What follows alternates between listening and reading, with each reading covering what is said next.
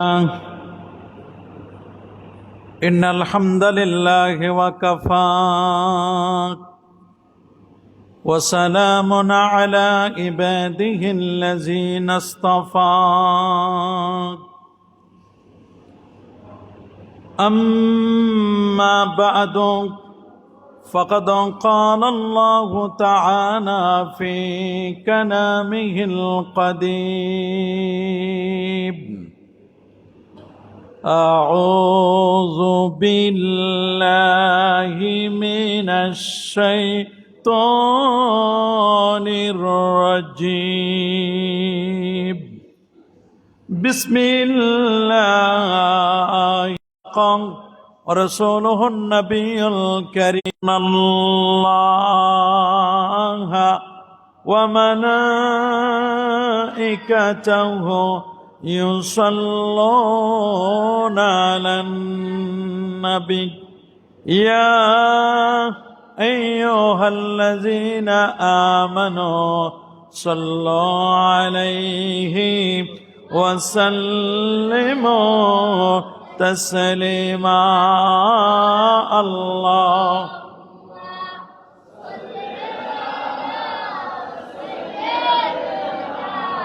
مولانا محمد وعلى آله سيدنا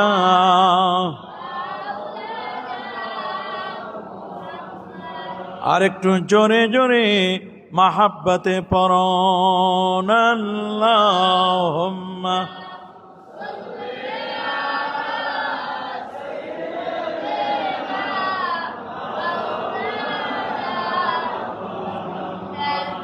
وعلى آل سيدنا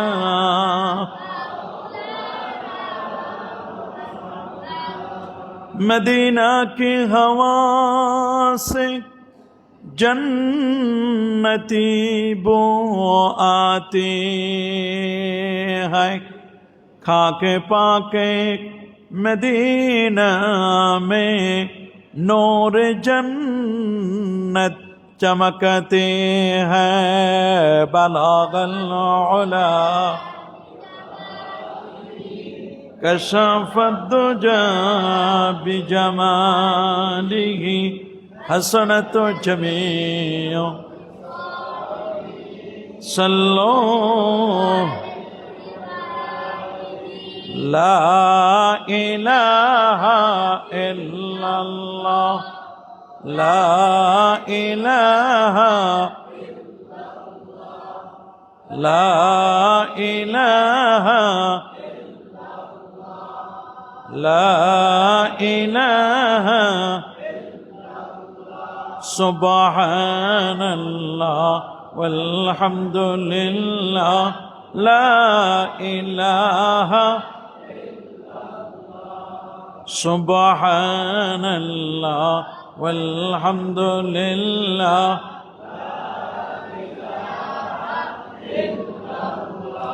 ला इलाहा इल्लल्लाह ला इलाहा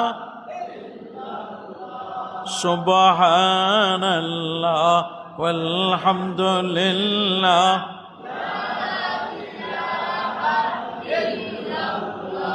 हस्बी रब्बी जल्लल्लाह मा फी क़ल्बी ग़ैरल्लाह नूर मुहम्मद सल्लल्लाह नूर मुहम्मद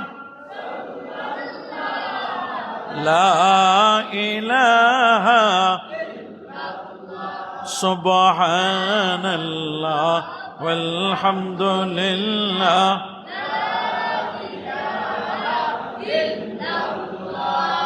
ला इलाहा इल्लल्लाह मुहम्मदुर रसूलुल्लाह सल्लल्लाहु अलैहि वसल्लम। मुअज्जज़ मोहतरम उलमा इकराम मुसल्लियान एज़ाम আল্লাহ পাকের দরবারে লাখ কোটি শুকর, যে মহান মনিব আমাদের প্রতি অত্যন্ত ইহসান করে দয়া করে আজকের এই পবিত্র জুমার দিনে জুমার নামাজ আদায়ের লক্ষ্যে পৃথিবীর শ্রেষ্ঠতম জায়গা আল্লাহর ঘর মসজিদে আসার ও বসার সুযোগটুকু এনায়েত করলেন। কালিমাতুশ শুকুর আদায় করে আমরা পড়ে নিচ্ছি আলহামদুলিল্লাহ। অসংখ্য গণিত দরুদ আর সালাম পেশ করছি আল্লাহর সৃষ্টির প্রধান আকর্ষণ কুল কায়নাতের নবী আকা মাওলা তাজিদার মদিনা সুলতান মদিনা শামসুদ্দোহা বদরুদ্দোজা নূরুল হুদা সাহিব কাবা কৌসাইন আও আদনা রসুলুস সাকালাইন ইমামুল হারামাইন ইমামুল কিবলাতাইন ইমামুল জাদ্দিল হাসান ওয়াল হুসাইন রাদিয়াল্লাহু তাআলা আনহুমা আফতাব নবুওয়া শাহনশাহি রিসালা নূরে মুজাসসাম হুজুর আকরাম নূরুন আলা নূর হাবিবুনা শফিউনা কুদওয়াতুনা মুরশিদুনা মুহাম্মাদুর রাসূল সাল্লাল্লাহু আলাইহি ওয়াসাল্লামের উপর বিনা দরখাস্তে যে নবীর উম্মত হতে পেরেছি, আসুন আরেকটি বার শুকরিয়া আদায় করে আমরা পড়ে নিচ্ছি আলহামদুলিল্লাহ। মুআজ্জাজ হাজিরিন, আপনারা সকলে জানেন বর্তমান পৃথিবীতে শান্তির জন্য মানুষ হন্যে হয়ে ঘুরছে। শান্তির বড় অভাব। আর একটি দল মানুষ যুদ্ধ বিগ্রহ, দ্বন্দ্ব কলহ, মারামারি, কাটাকাটি, অস্ত্রের সমারোহ, অস্ত্রের প্রতিযোগিতা নিয়ে ব্যস্ত রয়েছে। ইসলাম কখনো যুদ্ধ চায় না, ইসলাম শান্তি চায়। ইসলামের মেসেজ হচ্ছে শান্তির মেসেজ। বর্তমান পৃথিবীতে তিনটা জিনিস নিয়ে বড় মহড়া চলতেছে, যেটাকে 3W বলা হয়। এক ডব্লিউ মানে ওয়ার, ওয়ার মানে হচ্ছে যুদ্ধ। আর এক ডব্লিউ ওমেন, ওমেন মানে হচ্ছে নারী। আর এক ডব্লিউ হচ্ছে ওয়াইন, ওয়াইন মানে হচ্ছে মদ। www. 3W দিয়ে আমরা যে কোনো বিষয় সার্চিং করি। এই 3Wর মহড়া চলতেছে গোটা পৃথিবীতে। তার মধ্যে বর্তমান পরিস্থিতি আপনারা পর্যবেক্ষণ করছেন, ইরান এবং ইসরায়েলের যুদ্ধ। মুসলমান কোনটি পক্ষ নিবে? ইরানের পক্ষ নিবে নাকি অন্য কোনো পক্ষ নিবে? এ নিয়েও ফেসবুক, ইউটিউব, টুইটার এগুলো খুব সরগরম। সকালবেলা উঠলেই একেবারে উচ্চ পর্যায় থেকে নিয়ে গেটের দারওয়ান পর্যন্ত দেখি যে ইরান আর ইসরায়েলের যুদ্ধের কি ফলাফল, কেমন কি হামলা হচ্ছে, এগুলো চলছে।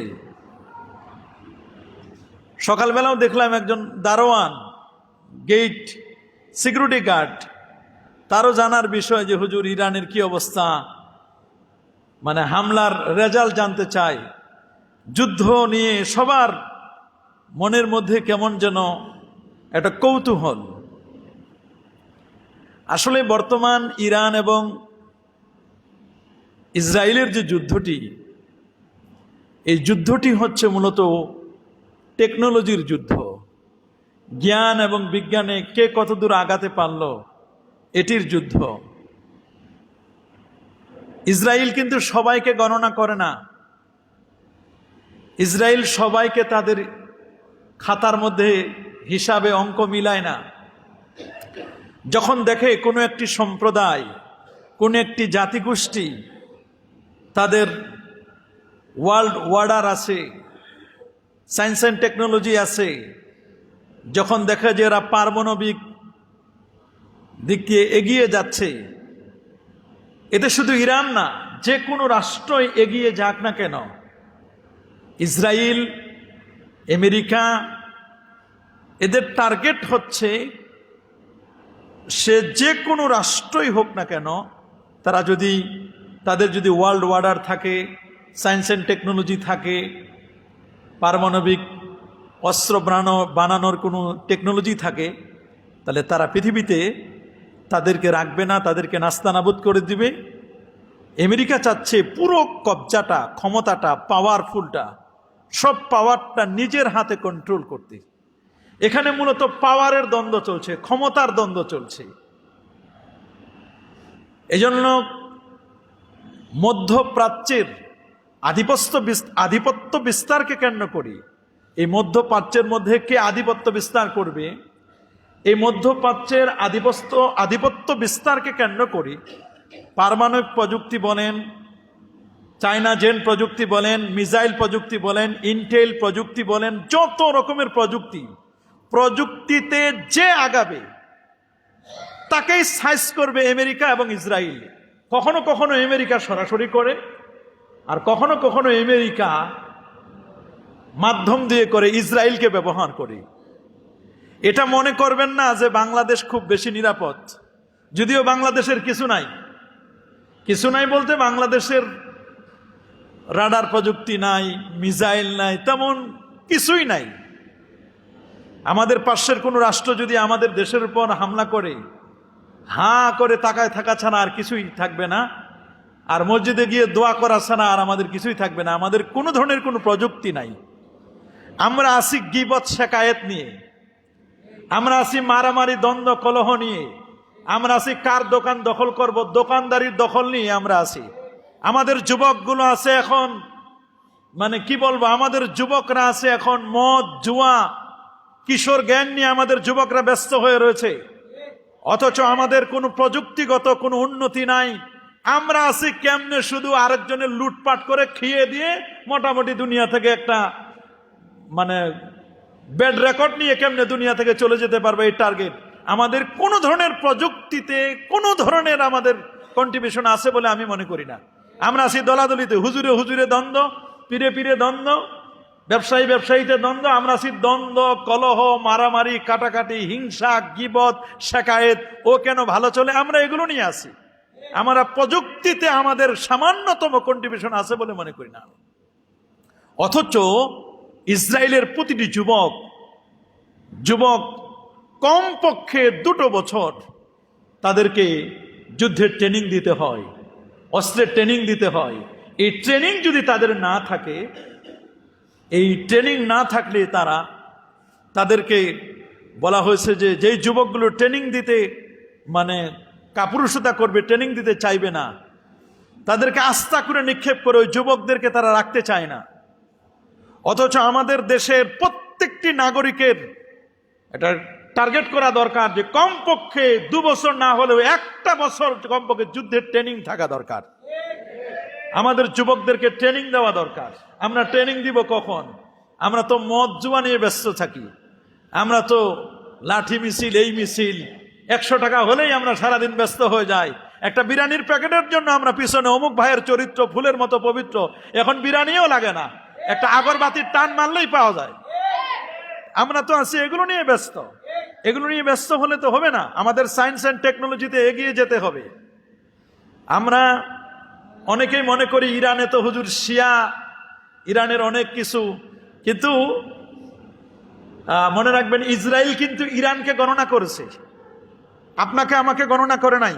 ইসরায়েল কিন্তু চীনকে গণনা করতেছে, ইসরায়েল কিন্তু ইরানকে গণনা করতেছে।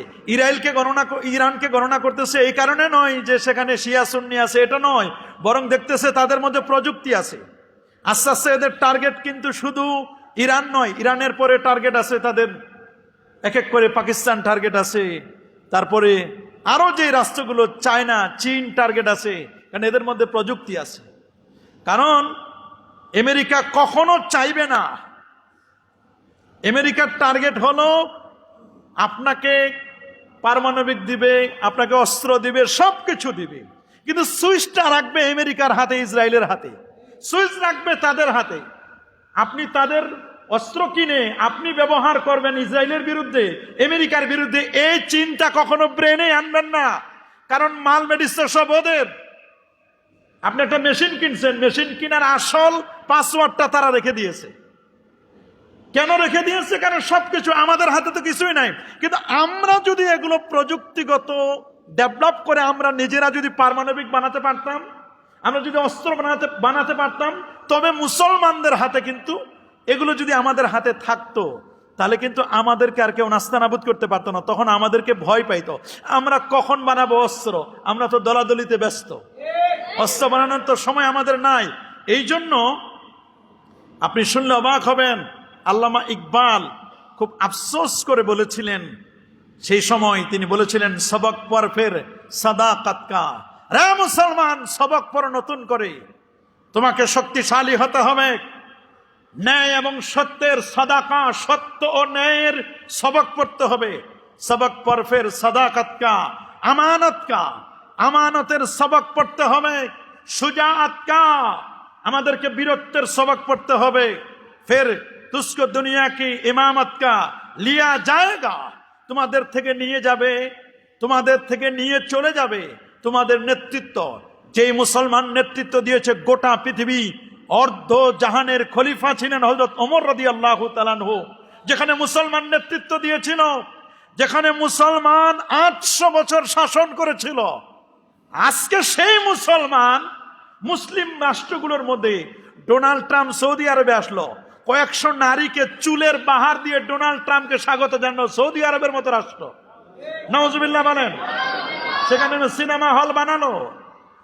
তা আমাদের মুসলমানদের মুসলিম নেতাদের দহরম মহরম, মুসলিম নেতাদের দহরম আর মহরম হলো ওই সমস্ত ইসরায়েল এবং আমেরিকার সাথে।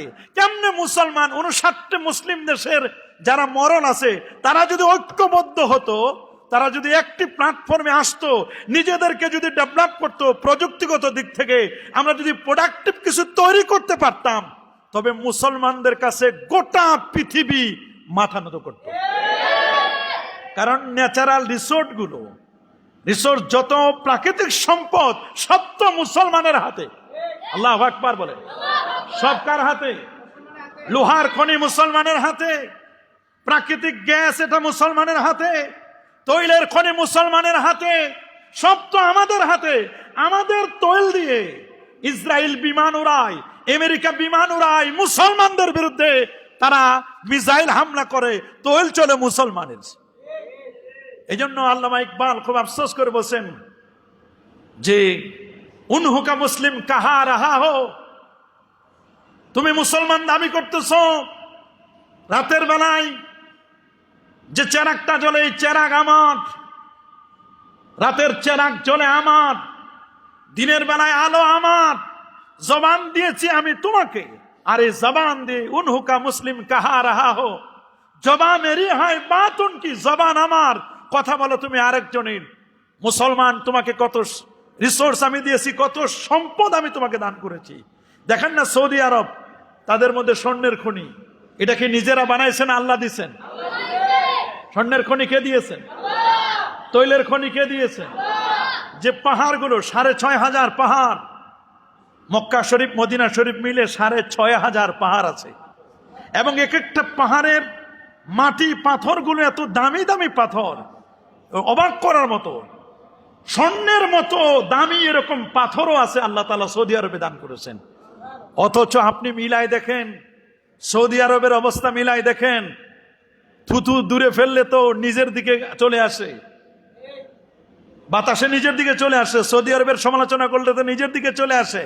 মুসলিম কান্ট্রি যেগুলো আছে, মুসলিম যত নেতা আছে, এদের হিসাব করে দেখেন, একজন নেতাও কি ঠিক আছে? একজনও তো ঠিক নাই। কোথায় যাবেন আপনি? কোন দিকে যাবেন আপনি? যাওয়ার তো কোনো পথ নাই। মনে রাখবেন, এই পৃথিবীতে কাফের, বেদিন, বেঈমানরা সোচ্চার, ইউরিদুনা লিইউতফিউ নূরাল্লাহি বিআফওয়াহিহিম ওয়াল্লাহু মুতিম্মু নূরিহি ওয়ালাউ কারিহাল কাফিরুন। তারা চায় মুখের ফুৎকার দিয়ে ইসলামকে মিটাই দিবে, কোরআনকে মিটাই দিবে, ইসলামের আদর্শকে মিটাই দিবে। ইসলামকে পৃথিবীর জমিনে তারা রাখতে দিবে না, ইসলামকে নাস্তানাবুদ করে দিবে। এদের টার্গেট ওরা নতুন করে নয়, প্রথম টার্গেট করেছিল যখন ইরাকের সাদ্দাম হুসাইন, প্রেসিডেন্ট সাদ্দাম হুসাইন মরহুম, তাকে শহীদ করা হলো। সে যখন পারমাণবিক চুক্তি সহ, সে যখন পারমাণবিক প্রযুক্তিতে যখন আগায় গেল, আমেরিকার মাথা নষ্ট হয়ে গেছে যে না, ইরাককে দমন করতে হবে। এজন্য ফার্স্ট টার্গেট করলো ইরাককে তারা টার্গেট করেছে। ইরাককে টার্গেট করার পরে ইরাকের জমিনে বম্বিং করে করে করে করে করে করে লক্ষ লক্ষ মুসলমানকে শহীদ করেছে ইরাকে। আল্লাহু আকবার বলে। কিন্তু ইরাককে একেবারে সমূলে ধ্বংস করতে পারে নাই, পারবেও না।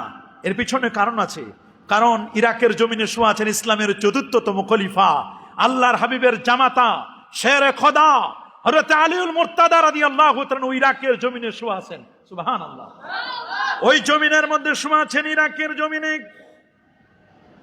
ইমাম আজম আবু হানিফা নোমান ইবনে সাবিত রাদিয়াল্লাহু তাআলা ইরাকের জমিনে শুয়া, যিনি আমাদের মাযহাবের ইমাম, 100 বার যিনি আমার আল্লাহকে স্বপ্নে দেখেছিলেন, যিনি একবার নয় দুবার নয় 55 বার নবীজির রওজা মুবারাকা জিয়ারত করেছিলেন।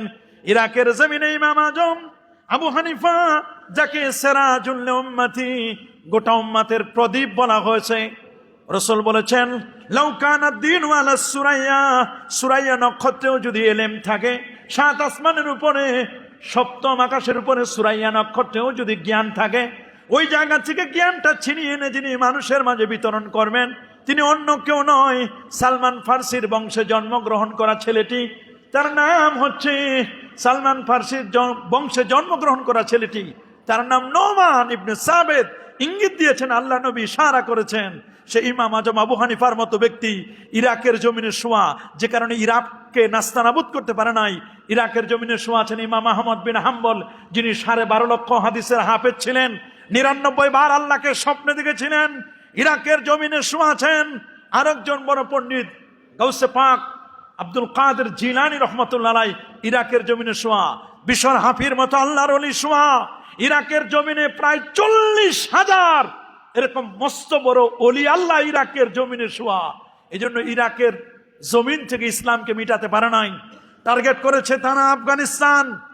আফগানিস্তানে আমেরিকা কোনো অংশে কিন্তু কম চেষ্টা করে নাই, কিন্তু আল্লাহর মেহেরবানি আফগানের জমিনে আফগান মুজাহিদরা ওরা বুঝতে পেরেছে আর সেকুলার থাকলে হবে না, অসাম্প্রদায়িকের দিকে আর চলে গেলে হবে না, নিজেদের প্রযুক্তিতে আমাদের আগাতে হবে।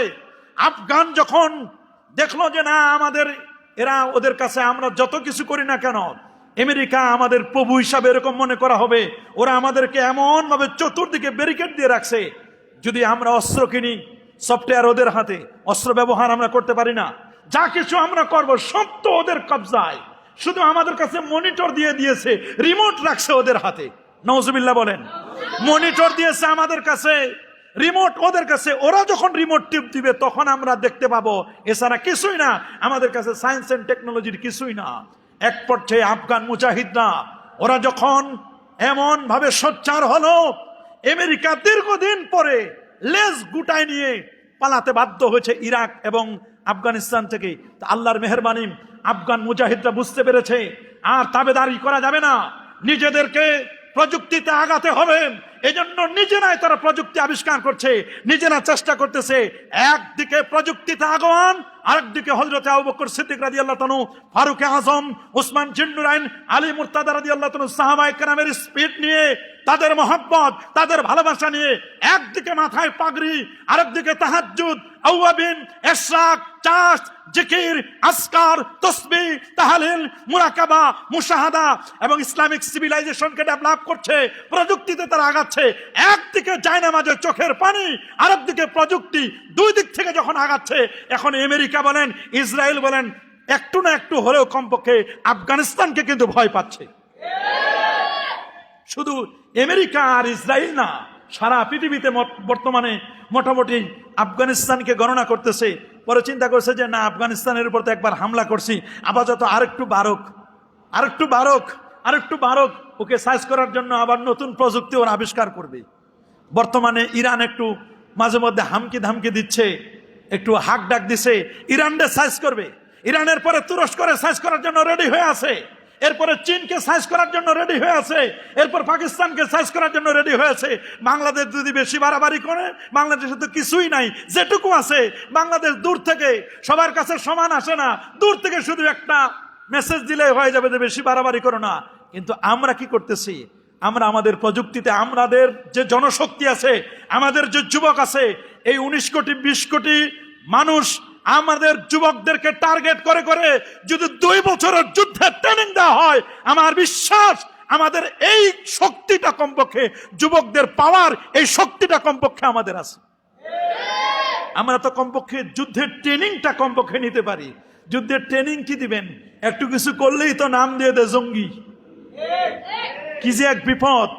একটু কিছু ট্রেনিং হলেই তো জঙ্গি নাম দিয়ে কিভাবে তাদেরকে গ্রেপ্তার করা হয়, তাদেরকে শায়েস্তা করা হয়, বড় কঠিন। বর্তমান যে যুদ্ধটি, এই যুদ্ধটি চলতেছে টেকনোলজির যুদ্ধ, জ্ঞানের যুদ্ধ। জ্ঞানীতে যারা, জ্ঞানে, সায়েন্স এন্ড টেকনোলজিতে যারা আগানো, তাদেরকে তারা হিসাব করে। চায়না কেন পারমাণবিক চুল্লি আবিষ্কার করবে, বা কেন তারা পারমাণবিক প্রযুক্তিতে এগিয়ে যাবে? এই জন্য চায়নাকে সাইজ করার জন্য বারবার কিন্তু ওয়ার্নিং দিচ্ছে, বারবার রেড সিগন্যাল দিচ্ছে।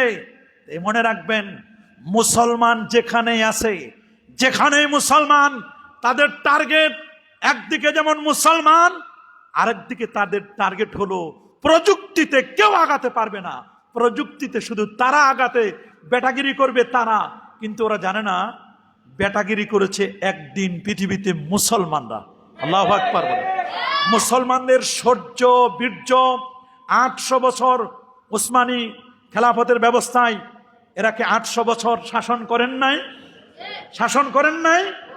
কিন্তু আমাদের নেতারা এমন, মুসলমান এমন, যেই চরিত্রগুলো থাকার কথা ছিল ইহুদিদের, যেই চরিত্রগুলো থাকার কথা ছিল অমুসলিমদের, সেই চরিত্রগুলো এখন মুসলমানদের মধ্যে ঢুকে গেছে। গাদ্দারির স্বভাবটা ইহুদিদের, এই গাদ্দারির স্বভাবটা এখন আমরা মুসলমান নিয়েছি। মিথ্যা কথা বলার স্বভাব ইহুদিদের, এই মিথ্যার সফটওয়্যার এখন মুসলমান ইনস্টল করে নিয়েছে। অহংকার, গীবত, শাকায়াতের সফটওয়্যার ওদের, ওই সফটওয়্যার এখন আমরা ইনস্টল করে নিয়েছি। যেখানে আজকে মুসলমান আজকে নির্যাতিত, আমরা নিপীড়িত, আজকে নিষ্পেষিত, মুসলমান আজকে মাথা চাড়া দিয়ে উঠতে পারতেছি না। কেন? মুসলমান এখন দ্বন্দ্ব করতেছে, ইরানের পক্ষে নিব নাকি ইসরায়েলের পক্ষে নিব। চিন্তা করে দেখেন, মুসলমান ফেসবুকে লেখালেখি হচ্ছে, আরে বাবা, ইসরায়েল এরা যে কি চিজ, এই ইহুদি গোষ্ঠী যে কত খারাপ। আমার নবী 1500 বছর আগে বলে দিয়েছিলেন, আখরিজুল ইয়াহুদা ওয়ান নাসারা মিন জাজিরাতিল আরব, তোমরা আরব উপদ্বীপ থেকে ইহুদি এবং খ্রিস্টান এদেরকে তোমরা বের করে দাও, এদেরকে বের করে দাও। নবীর সবচেয়ে বড় দুশমন ছিল ইহুদিরা, নবীর সবচেয়ে বড় দুশমন ছিল খ্রিস্টানরা। ইহুদি এবং খ্রিস্টান এরা কখনো মুসলমানের বন্ধু হতে পারে না। আমেরিকা কখনো মুসলমানের বন্ধু নয়। গোটা পৃথিবীর কলকবজা নাড়াচ্ছে ইহুদিরা, সুইস ওদের হাতে, আমেরিকা নাড়াচ্ছে, যত কিছু দেখেন সব ইহুদিদের হাতে। আর এই সমস্ত ইহুদিদের প্রধান ছিল আব্দুল্লাহ ইবনে সাবা। বলেন নামটা কি তার? আরো জোরে বলেন না, নাম কি? ইহুদিদের প্রধান ছিল আব্দুল্লাহ ইবনে সাবা। ও 2 দিক থেকে আগুন লাগাই দিত, উস্কাই দিত। কয় দিক থেকে? 2 দিক থেকে। একদিকে হযরত আলী রাদিয়াল্লাহু তাআলা আনহুর ব্যাপারে বলতেন, আলী আপনি খোদা, আলী আপনি আকবর। আলী আকবর বলে না, আলী আপনি আকবর, আমি সবকিছুর চেয়ে আলী আপনি খোদা। বলে তুমি আমাকে খোদা বলো, তুমি চরম অন্যায় করছো, ওকে মারো, ওকে আগুনে পুড়িয়ে মারো। তখন আব্দুল্লাহ ইবনে সাবা বলল, আমি আপনাকে মনে করতাম আপনি খোদা 60% এটা মনে করতাম আগে, আর আপনি যখন আমাকে বললেন যে আগুনে পুড়ায় মারার জন্য, তখন আমার আর 1%ও বাকি না, 100% আমি মনে করছি আপনি খোদা। কারণ আগুনে পুড়িয়ে মারতে পারে একমাত্র আল্লাহ, খোদা ছাড়া কেউ মারতে পারে না। আমি বুঝতে পারছি আপনি 1 নম্বর খোদা। নাউজুবিল্লাহ। এই আব্দুল্লাহ ইবনে সাবার গোষ্ঠী এই সারা পৃথিবীতে কলকবজা নাড়াচ্ছে। বাংলাদেশে যত দেখবেন কলকব্জা নাড়াচ্ছে কারা? ইহুদিরা। বলেন কারা? বলেন কারা? ইহুদিরা। ইহুদিরা কলকব্জা নাড়াচ্ছে, ইহুদিদের প্ররোচনায় পড়ে যাচ্ছে অনেকে, আমরা বুঝতে পারতেছি না। অথচ আল্লাহ তাআলা কোরআন মাজিদে বারবার শিক্ষা দিয়েছেন সূরা ফাতিহার মধ্যে, গায়রিল মাগদুবি আলাইহিম ওয়ালাদ-দাল্লিন, তাদের পথে নয় যাদেরকে আপনি রাগ করেছেন, যাদেরকে আপনি গজব দিয়েছেন। আল্লাহ কাদেরকে গজব দিয়েছেন? মাগদুব আলাইহিম হচ্ছে ইহুদি এবং খ্রিস্টানরা। নাউজুবিল্লাহ বলেন। এই ইহুদি খ্রিস্টানদের কূটকৌশল, এরাই কিন্তু মুসলমানদের খেলাফত ব্যবস্থার মধ্যে দ্বন্দ্ব, কলহ সবগুলোর মূলে হচ্ছে ইহুদি জাতি। বলেন কারা? এই ইহুদিদের এরাই হচ্ছে ইসরাইল। বলেন না এরাই কি? এই ইসরাইল গোষ্ঠী, এরা কিন্তু কখনো মুসলমানের বন্ধু নয়, কখনো মুসলমানের বন্ধু নয়। মুসলমানদের মধ্যে আজকে ইরানের হামলা হলো, ইসরায়েল হামলা করলো টার্গেট করে, সেনাপ্রধানকে টার্গেট করে। কেন? কিভাবে করলো? অথচ ইরানের গোয়েন্দা সংস্থা, এই ইরানের গোয়েন্দা সংস্থা এরা ইসরায়েলের কাছে বিক্রি হয়ে গেছে। বলেন ইসরায়েলের কাছে কি হয়ে গেছে? এটা মনে করেন না যে বাংলাদেশ বাংলাদেশ নিয়ে আমরা লাফাইতেছি, বা বাংলাদেশে ভালো হোক, কল্যাণ হোক, কল্যাণ চাচ্ছি আমরা। কিন্তু বাংলাদেশের কিছু মানুষ এই দেশের ক্ষতি হোক, বাংলাদেশের সব সেফটি সিকিউরিটি আরেকজনের কাছে হাস করে যে দিচ্ছে না, তার বা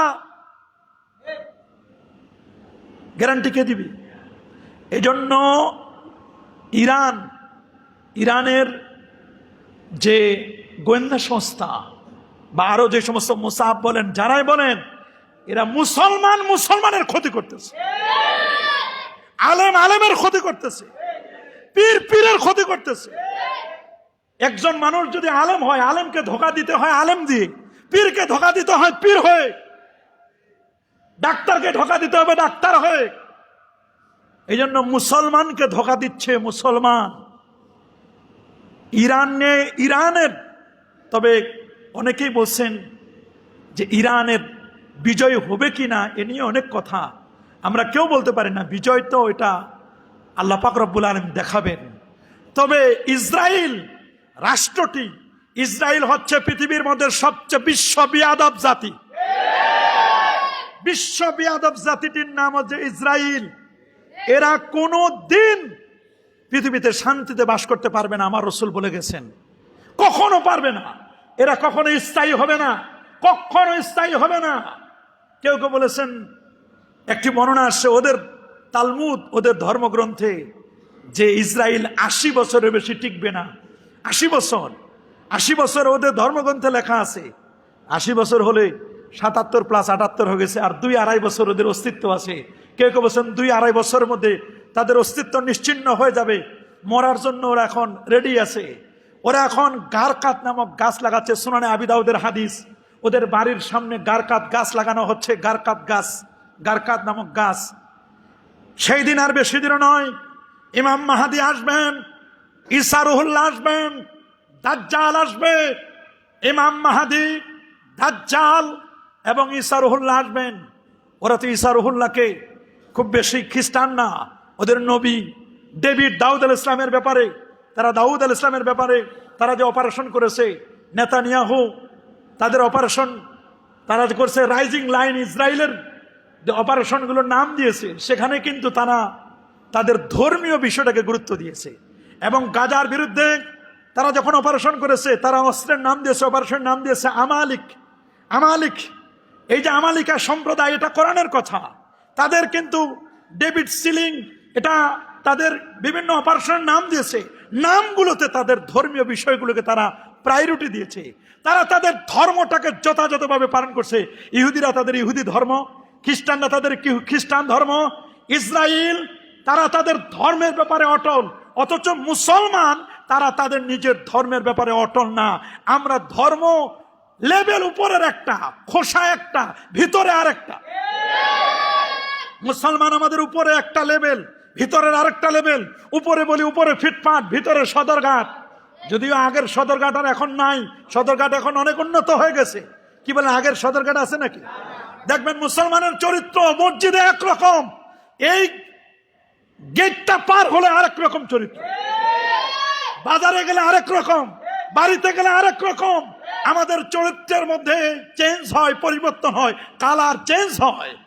এই জন্য আমার রাসূল বলেছেন বিদায় হজ্জের ভাষণে জাবালুর রহমাতে দাঁড়িয়ে তিনি বলেছিলেন, আইয়ুহান নাস তারাকতু ফিকুম আমরাইন লান তাদিল্লু মা ইন তামাসসাকতুম বিহিমা কিতাবাল্লাহ ওয়া সুন্নাত রাসূলি। হে মানব জাতি, আমি তোমাদের মাঝে দুটো জিনিস রেখে যাচ্ছি। এই দুটো জিনিসকে যতদিন পর্যন্ত তোমরা আঁকড়ে ধরবে ততদিন পর্যন্ত তোমরা গোমরা হবে না, পথভ্রষ্ট হবে না। তোমাদের পর কেউ খবরদারি করতে পারবে না, তোমরা খবরদারি করবে। যদি দুটো জিনিসকে তোমরা আঁকড়ে ধরতে পারো, একটা হলো আল্লাহর কোরআন, আরেকটা হলো আমার সুন্নাহ, আমার আদর্শ। আপনি বলেন মুসলমানদের মধ্যে মুসলিম 59টা দেশের 59 জন নেতাকে ডেকে নিয়ে আসেন, একটা লাইনে দেন, একজন নেতাকে মুসলমানের নেতা হিসাবে বলে পরিচয় দেওয়ার মতো কিছুই থাকবে না। হয় কেউ ওয়াইন WXW ওয়াইন মদ নিয়ে ব্যস্ত, কেউ ওয়ার যুদ্ধ নিয়ে ব্যস্ত। মুসলিমরা ইয়ামানের পর হামলা করতেছে, মুসলমান, অন্য কেউ না, মুসলমানে হামলা করতেছে, ওয়ার নিয়ে যুদ্ধ নিয়ে ব্যস্ত। অথবা RXW ওমেন, নারী নিয়ে ব্যস্ত, নারী নিয়ে ব্যস্ত, মদ নিয়ে ব্যস্ত। সৌদি আরব ওরা নাস্তা করে আমেরিকায় গিয়ে। কথা বলেন কোন দেশের বলবেন? যত দেশের, পাকিস্তান বলেন, তুরস্ক বলেন, তুরস্ক একটু মোটামুটি ভালোর দিকে, আলহামদুলিল্লাহ এরকম কিছু কিছু রাষ্ট্র আছে, কিছু কিছু আছে। কিন্তু অধিকাংশ মুসলিম কান্ট্রির মুসলিম নেতারা, তাদের অস্তিত্ব, ওরা শুধু তাদের প্রভু আমেরিকাকে খুশি করার জন্য ব্যস্ত। আমেরিকাকে চা না তেল মারে, এরকম আমেরিকাকে তেল না মেরে যদি সেজদায় পড়ে আল্লাহকে ডাকতো, তাহলে আল্লাহ তাদের উপর বেশি খুশি হতো। মুসলমান মনে করে, সৌদি আরব সহ অন্যান্য রাষ্ট্রগুলো মনে করে আমাদেরকে বাঁচাবে আমেরিকা। আমেরিকা বাঁচাতে পারবে না, বাঁচাবেন আল্লাহ। বলেন বাঁচাবেন কে?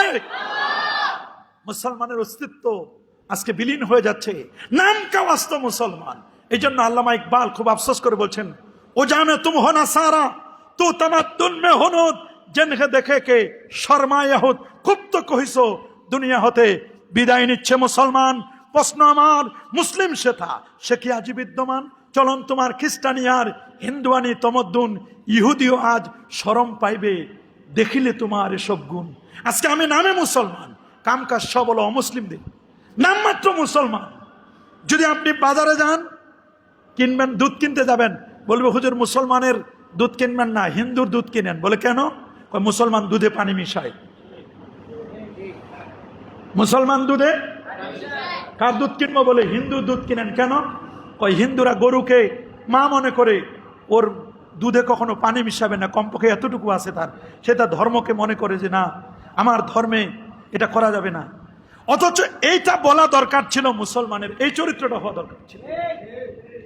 ঈদ আসলে, রমজান আসলে, ভালো কোনো ফেস্টিভ্যাল উৎসব আসলে ওরা প্রোডাক্টের পর ছাড় দেয় ইহুদি খ্রিস্টানরা, ওদের বড়দিনকে কেন্দ্র করে, ইভেন মুসলমানের রমজানকে কেন্দ্র করে তারা। আর মুসলমান ব্যবসায়ী যারা, ওদের খেতে খেতে খেতে খেতে পেটে এমন চর্বি পড়ে গেছে, আরো খেতে চায়, আরো খেতে চায়, পেটটারে মাটি দিয়ে ভরে না পর্যন্ত পেট ওদের ভরবে না, ওরা রমজান আসার আগেই দামের জিনিসপত্রের দাম বাড়ায় দেয়। গীবত, শাকায়েত, মিথ্যা, খুন খারাপি, রাহাজানি। সামান্য বাসের 1 টাকা ভাড়াকে কেন্দ্র করে 2 জনে মরছে, শুনেন নাই? 2 জনে মরল।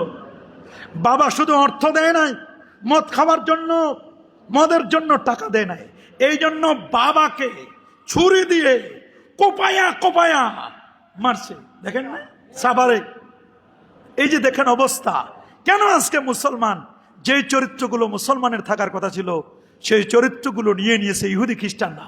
ওরা এখন গবেষণা করে, মুসলমানের কোরআন নিয়ে গবেষণা করে ইহুদিরা, মুসলমানের হাদিস নিয়ে গবেষণা করে ইহুদি খ্রিস্টানরা।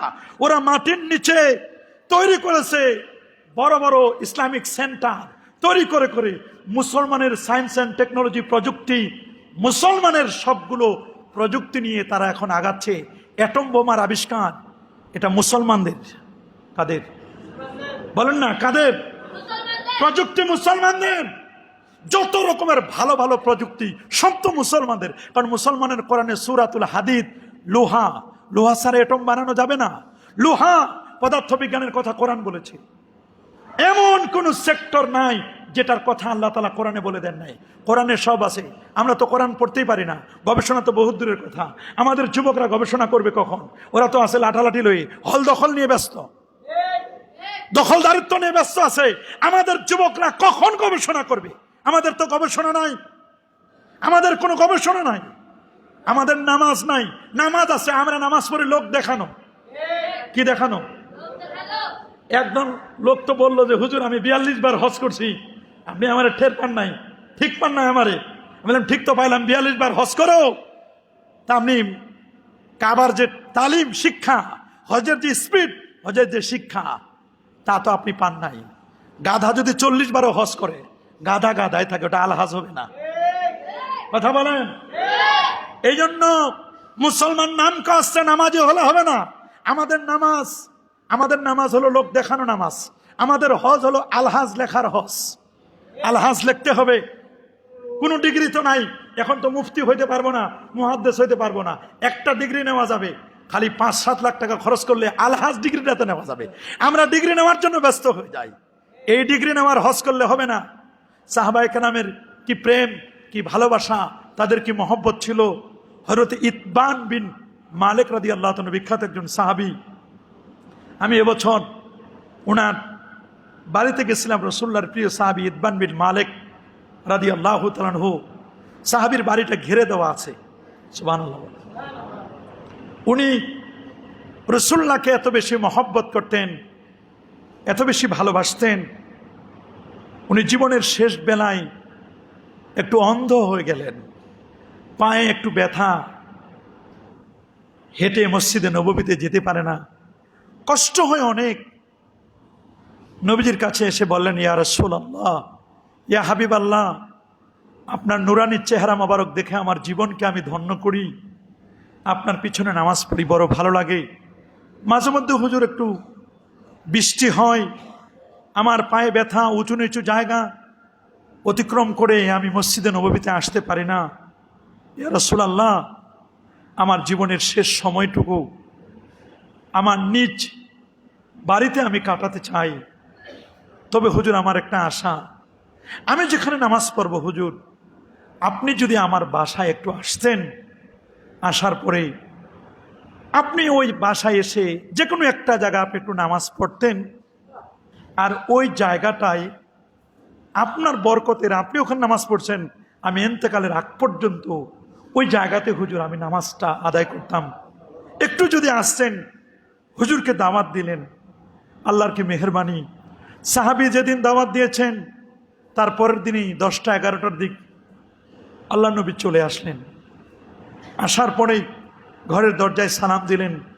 ইতবান বিন মালিক রাদিয়াল্লাহু তাআলা আনহু, পায়ে ব্যথা, চোখের দৃষ্টি কমে গেছে, বয়স অনেক হয়ে গেছে, বয়সের ভারে তিনি নুয়ে পড়ছেন। নবীজিকে দেখে হাওয়া করে কেঁদে দিলেন। নবীর নুরানি চেহারা, কপালে চুমু খেলেন, নবীর হাতে চুমু খেলেন, নবীকে নিয়ে বসাতে চাইলেন। নবীজি বলেন, ইতবান, আমি বসবো না, তুমি আমাকে একটু জায়গা দেখাই দাও, যে জায়গায় নামাজ পড়লে পরে পরবর্তীতে তুমি সেখানে নামাজ পড়তে পারবে। হযরত ইতবান বিন মালিক রাদিয়াল্লাহু তাআলা আনহু নবীজিকে ধরলেন, হাত দুটো ধরে বললেন, ইয়া রাসূলুল্লাহ, এই ঘরের কোনায় এখানে আপনি একটু নামাজ পড়ে দেন। নবীজি নামাজে দাঁড়ায় গেলেন। সাহাবায়ে কেরামের বেশ কয়েকজন নামাজে দাঁড়ায় গেলেন। নামাজ পড়ার পরে নবীজি বলেন, এখানে নামাজ পড়বে, একটু আপ্যায়ন করলেন। নবীজি আপ্যায়ন নিলেন। নবী তাদের জন্য বরকতের দোয়া করলেন। সাহাবী বললেন, যতদিন পর্যন্ত আমি বেঁচে ছিলাম ততদিন নবী যেখানে নামাজ পড়ছে ওই জায়গাটাতে আমি নামাজ পড়েছি। নামাজের পরে, সাহাবীর ইন্তেকালের পরে দেখছেন ওই জায়গাটার মধ্যে এখনো যদি কেউ যায়, ওই জায়গায় আমার নবী যে নামাজ পড়েছিলেন ওই জায়গাটাতে এখনো নবীজির নামাজ পড়েছেন, ওটার ঘ্রাণ এখনো পাওয়া যায়। তার কাটা দিয়ে ঘিরে রেখেছে। কাছে গিয়ে আমরা দোয়া করে আসি। কি বরকতের জায়গা! সাহাবায়ে কেরাম নবীকে কি মহব্বত, কি ভালোবাসা, নবীর প্রেম। আর এখন আপনি এবছর জান্নাতুল বাকি কবর জিয়ারত করতে গেলাম, কবরগুলোকে এমন ভাবে আটকায় দিয়েছে, যেতে দেয় না, যেতে দেয় না। ইয়া আল্লাহ হাজিরু, এদিক দিয়ে চলে যাও, এদিক দিয়ে চলে যাও। একটা মানুষের যে ফিলিংস আসবে, যেটা মা ফাতেমা রাদিয়াল্লাহু তাআলা, ফাতেমা জোহরার কবর, এটা হাসান রাদিয়াল্লাহু তাআলার কবর, এটা উসমান জিন্নুরাইনের কবর, একটা কবরের সামনে দাঁড়ায়া এটা যে অনুভূতি, এটা রাসূলুল্লাহর ছেলের কবর, এটা সাইয়্যিদুশ শুহাদা আমির হামজা রাদিয়াল্লাহু তাআলার কবর, এটা অমুকের কবর। এখন এরা কি করছে? এরা এমন ভাবে সিস্টেম করে দিয়েছে, খালি দূর থেকে দেখে চলে যান, কবর জিয়ারত পর্যন্ত করতে দিচ্ছে না। যেখানে যেখানে বরকতের জায়গা, মনে করেন আল্লাহ নবী যেখান থেকে মেরাজে গিয়েছিলেন, উম্মে হানির ঘরটা, ওই জায়গাটা এমন ভাবে ঘিরে রাখছে, কয়েকটা মহিলা যেতে দেয়, কোনো পুরুষ মানুষের যাওয়ার ওখানে কোনো সুযোগ নাই। মুসাল্লালিন নেসা, নারীদের নামাজের জায়গা রেখে দিয়েছে। যেখানে জিবরিল আমিন নামাজ পড়েছেন রাসূলুল্লাহকে নিয়ে, ওই জায়গায় তার নামাজ পড়তে চায় না, সুবিধার জন্য অন্য জায়গায় নামাজ পড়ে। কত রকমের। ঠিকই যখন তুর্কিরা শাসন করেছে, তখন প্রত্যেকটা কবরের সামনে সাইনবোর্ড ছিল, এটা অমুকের কবর, এটা অমুকের কবর, এটা অমুকের কবর, এটা অমুকের কবর, এটা অমুকের মাজার, সবগুলো ঠিক ছিল। এখন বর্তমানে কি বলবেন? বর্তমানে সব সিস্টেমগুলো এমন পরিবর্তন করে দিয়েছে, যাওয়ার কোনো সিস্টেম নাই। আহলে সুফফা যেখানে, ওখানে বসবেন, 70 জন সাহাবী বসেছিল ওই জায়গায়। আগে আমরা কত বসে একেবারে আসর থেকে মাগরিব এশা 2 ঘন্টা 3 ঘন্টা ছিলাম, এখন আর কাউকে বসতেই দেয় না। হাতিমে নামাজের সিস্টেম ছিল, এখন হাতিম অলরেডি ক্লোজ করে দিয়েছে, হাতিমে কাউকে নামাজে পড়তে দেয় না। মাকামে ইব্রাহিম ওখানে উঠানোর জন্য চেষ্টা করতেছে, মাকাম ইব্রাহিমের কারণে ভিড় হচ্ছে, ওই জায়গাটা কেমনে উঠাই দিবে, এরকম কয়েকবার তারা চেষ্টা করলো। দেখেন আস্তে আস্তে করে মুসলমানদের ঐতিহ্যগুলো ধ্বংস করে দেওয়ার জন্য কিন্তু মুসলমানরাই চেষ্টা করতেছে, অন্য কারো লাগবে না। মুসলমান ধ্বংস হওয়ার জন্য অন্য কোনো জাতি লাগবে না, মুসলমানের জন্য মুসলমানের যথেষ্ট। কাকে আপনি দোষারোপ করবেন? এই জন্য আমাদেরকে বুঝতে হবে, আমরা আমাদের ইতিহাস ঐতিহ্য ভালো ছিল, কিন্তু আমরা আমাদের নিজেদের পায়ে কুড়াল মেরেছি। আল্লাহ তাআলা আমাদের সবাইকে মুসলমানিত্ব যেন আমরা ধরে রাখতে পারি, ইমানকে যেন মজবুত করতে পারি, আকীদাকে যেন দুরস্ত করতে পারি, আমরা যেন আমাদের আমলকে ইসলাহ করতে পারি। প্রকৃত মুমিন তো তারা, ইন্নামাল মুমিনুনা আল্লাযিনা ইযা যুকিরাল্লাহ, আল্লাহ পাকের নাম আসলে তাদের হৃদয়গুলো কেঁপে উঠবে। যখন কোরআন আয়াত তেলাওয়াত করা হবে, ইমানের জজবা চলে আসবে, এরাই হচ্ছে প্রকৃত মুমিন। আল্লাহ আমাদের প্রকৃত মুমিন হবার তৌফিক দান করুন। আল্লাহ আমাদের মুসলমানদেরকে বিজয় দান করুন। আল্লাহ আমাদেরকে ইহুদিদের করায়ত্ত থেকে আল্লাহ আমাদেরকে হেফাজত করুন। ফিলিস্তিনকে আল্লাহ মুক্ত করে দিন, স্বাধীনতা অর্জন করার তৌফিক দান করুন। দাঁড়িয়ে